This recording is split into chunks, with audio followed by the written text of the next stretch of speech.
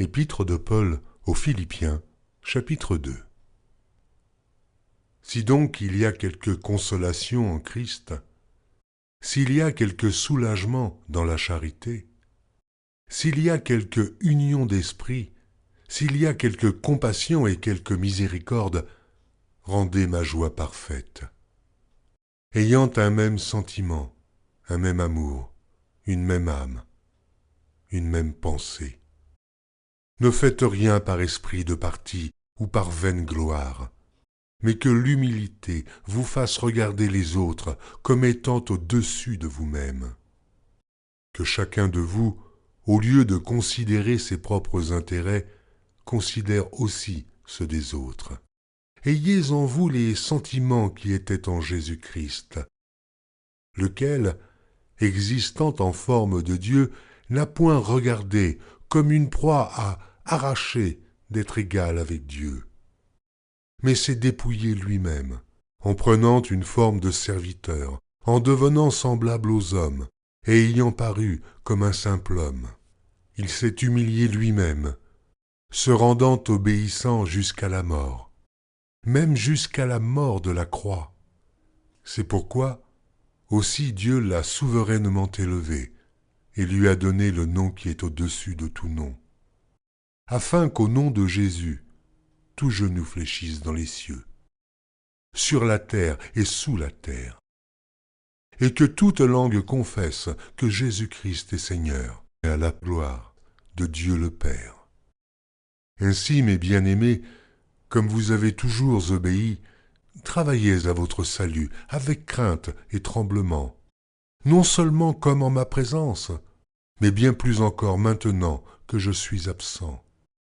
Car c'est Dieu qui produit en vous le vouloir et le faire, selon son bon plaisir.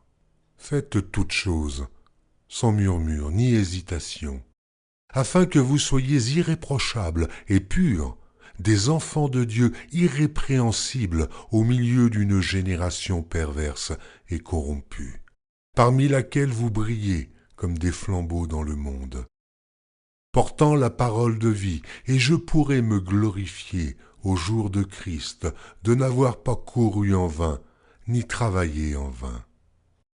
Et même si je sers de libation pour le sacrifice et pour le service de votre foi, je m'en réjouis. Et je me réjouis avec vous tous. Vous aussi, réjouissez-vous de même, et réjouissez-vous avec moi. J'espère dans le Seigneur Jésus vous envoyer bientôt Timothée, afin d'être encouragé moi-même, en apprenant ce qui vous concerne. Car je n'ai personne ici qui partage mes sentiments, pour prendre sincèrement à cœur votre situation. Tous, en effet, cherchent leurs propres intérêts, et non ceux de Jésus-Christ. Vous savez qu'il a été mis à l'épreuve en se consacrant au service de l'Évangile avec moi, comme un enfant avec son père. J'espère donc vous l'envoyer dès que j'apercevrai l'issue de l'état où je suis. Et j'ai cette confiance dans le Seigneur, que moi-même aussi j'irai bientôt. J'ai estimé nécessaire de vous envoyer mon frère Épaphrodite, mon compagnon d'œuvre et de combat, par qui vous m'avez fait parvenir de quoi pourvoir à mes besoins. Car il désirait vous voir tous, et il était fort en peine de ce que vous aviez appris sa maladie. Il a été malade, en effet, et tout près de la mort. Mais Dieu a eu pitié de lui, et non seulement de lui, mais aussi de moi, afin que je n'eusse pas tristesse sur tristesse.